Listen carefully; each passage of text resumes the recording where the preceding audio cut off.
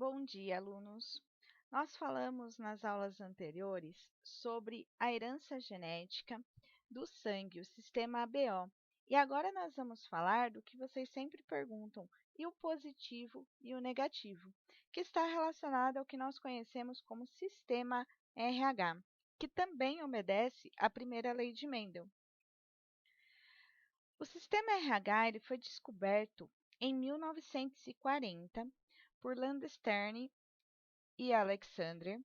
Eles relataram a descoberta do fator RH no sangue através de um experimento com um macaco da espécie Rhesus. Então, Rhesus, esse RH aqui é que deu origem ao sistema RH. E o experimento consistia em tirar o sangue do macaco Rhesus e injetar esse sangue num coelho. E depois de uns dias, observou-se que o coelho produzia um anticorpo conhecido como anti-RH.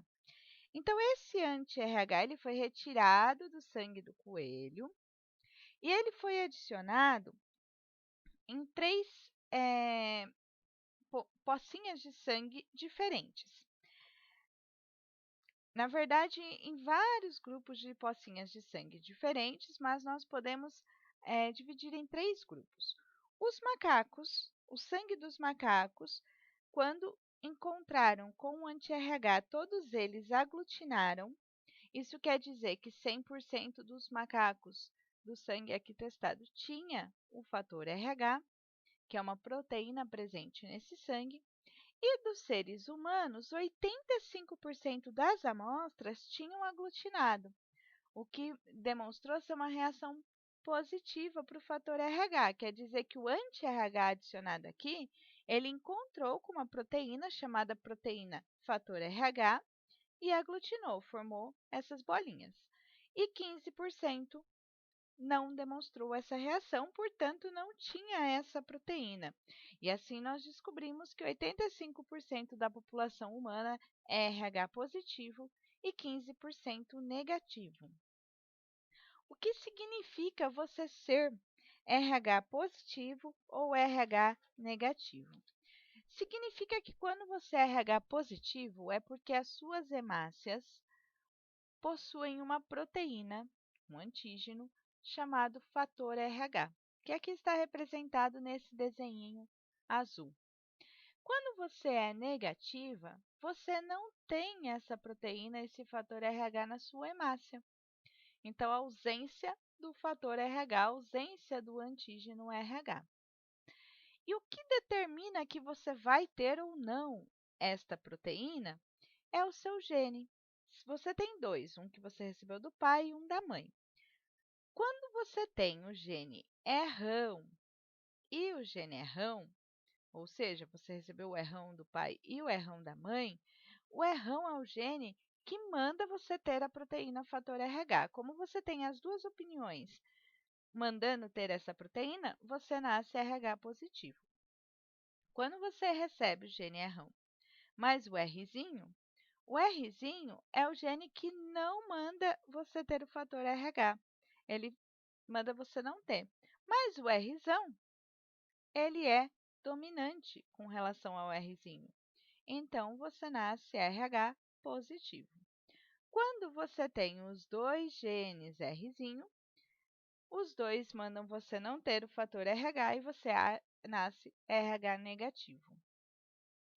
Então, aqui, quando o seu fenótipo é um RH positivo, quer dizer que você possui o fator RH. E aí, o seu gene ou é errão ou errinho.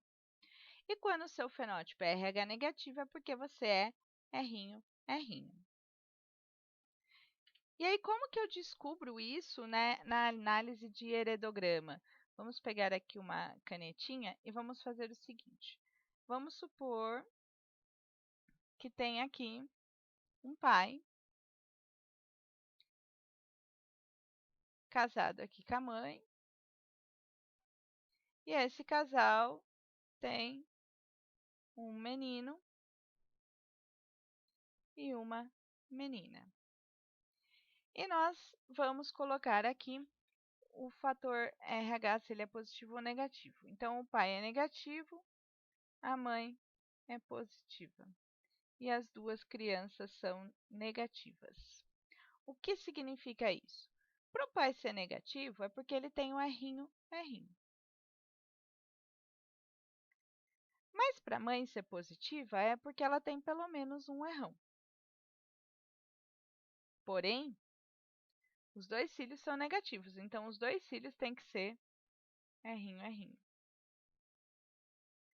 Para que seja possível que o filho tenha recebido o errinho do pai e o outro errinho da mãe, a mãe também tem um errinho. Então, é a mesma lógica, nós preenchemos o heredograma com os genótipos de acordo com o que nós sabemos do fenótipo.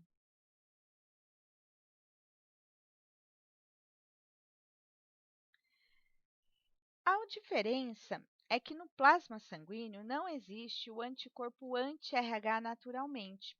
Diferente lá do sistema BO, que quem era O já tinha o anti-A e já tinha o anti-B, aqui não. Aqui, quem é RH negativo não tem o anti-RH já naturalmente. Ele só vai desenvolver o anti-RH se um dia o sangue dessa pessoa negativa receber o sangue de alguém que é positivo. Por quê? Porque daí a proteína desse doador, ela vai ser reconhecida como uma invasora para o nosso corpo. E daí o nosso corpo, né, supondo que nós sejamos o negativo, vai desenvolver uma proteção contra essa proteína, que é o anti-RH. Então, você só terá o anti-RH se um dia você for sensibilizado pelo RH positivo já. E aí, como que eu sei quem pode doar para quem? O que interessa é a proteína de quem doa e o anti de quem recebe. Então, o positivo pode doar e receber do positivo, e o negativo pode doar e receber do negativo. O negativo pode doar para o positivo. Por quê? Porque interessa a proteína de quem doa e o negativo não tem proteína nenhuma. Então, o positivo não tem que desenvolver nenhum anticontra. Ao contrário, não, porque daí ele vai doar esse sangue que chegaria com uma proteína, fator RH, e essa pessoa RH negativa desenvolveria o anti-RH, o que geraria aglutinação. Assim, pessoal, de verdade, se você for ver bem, esse anti-RH só vai ser produzido se a pessoa for sensibilizada. Então, uma vez na vida, a pessoa poderia receber, sendo negativa aqui, o sangue positivo. A partir da segunda vez, isso já geraria aglutinação com diferentes consequências, podendo ser fatal. Se nós juntarmos o que nós estudamos do ABO e do sistema RH, nós temos que o verdadeiro doador universal é o O negativo, porque o negativo realmente doa para todo mundo. E o verdadeiro receptor universal é o AB positivo, porque é o positivo que recebe de todo mundo. Nós temos aqui um caso especial que deve ser prestado atenção, que é a eritroblastose fetal, ou conhecida como doença hemolítica do recém-nascido, DHRN, que só vai acontecer quando a mãe for negativa e o filho positivo. Então, para a mãe ser negativa, a mãe vai ser Rzinho, Rzinho. Para essa mãe, aqui está o pai, ter uma criança, pode ser uma menina, positiva, a criança tem que ser Rzão e recebeu da mãe o Rzinho. Então, obviamente, para a criança ser positiva, o marido tem que ser positivo. Tem que ter o Rzão. Então, isso só vai acontecer nesse caso: marido positivo, esposa negativa e criança positiva. Se a criança for negativa, isso não acontece. E o que acontece? Como a mãe, vamos começar aqui pela imagem.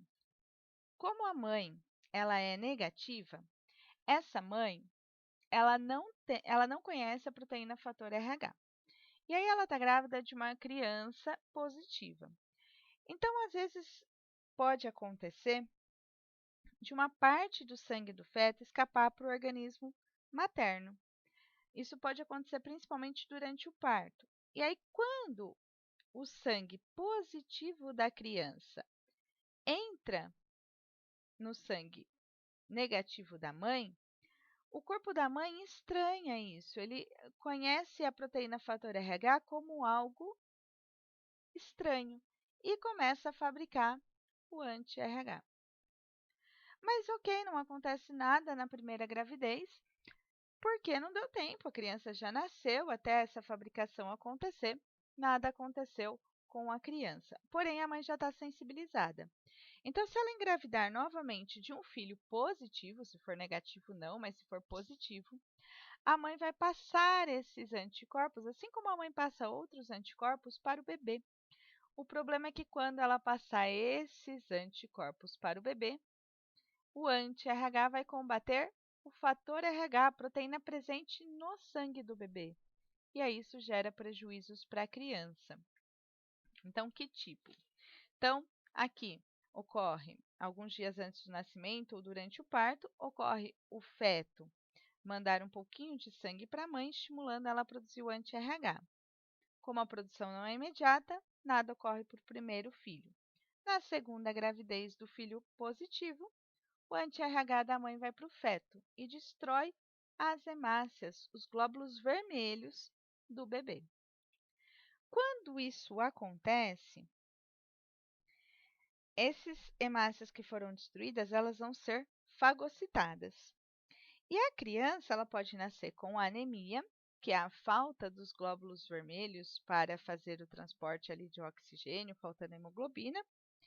E a criança também pode nascer com icterícia, que é a pele amarelada, que é quando a hemoglobina da hemácia destruída ela foi transformada em bilirrubina, que é um pigmento amarelo, e vai deixar a pele da criança amarelada. Se a bilirrubina ela se depositar no cérebro, ela pode causar algumas alterações mentais, ela pode provocar surdez, pode, se a gravidez ainda não tiver, né, dependendo do estágio da gravidez, pode provocar um aborto espontâneo. E isso faz com que o corpo da criança, na tentativa de compensar essas hemácias destruídas, comece a jogar hemácias que ainda não estão prontas na circulação, que são os eritroblastos, e daí vem o nome da doença. Então, isso pode ter consequências para esse segundo bebê.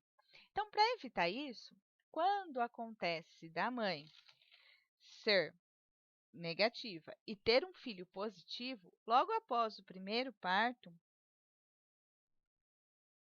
a mãe vai receber uma injeção de anti-RH. Então, esse anti-RH da injeção é uma injeção que o anti-RH já está pronto.